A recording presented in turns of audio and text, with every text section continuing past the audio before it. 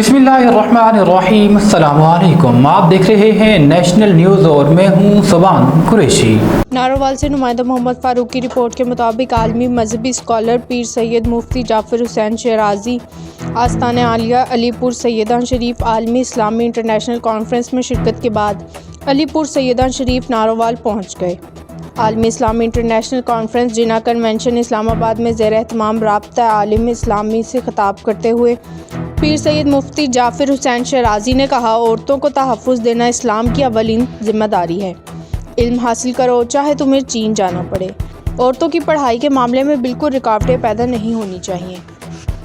दौरान कॉन्फ्रेंस मुख्तलिफ ममालिक से आए हुए सरबराहान वफूद उलमाए कराम की पीर सैयद मुफ्ती जाफर हुसैन से मुलाकातें और पीर सैयद जाफर हुसैन शराजी ने मुख्तलिफ मुल्कों से आए हुए सफ़ीर वज़ीरों को अपने आस्ताने अलीपुर सैयदान शरीफ नारोवाल आने की दावत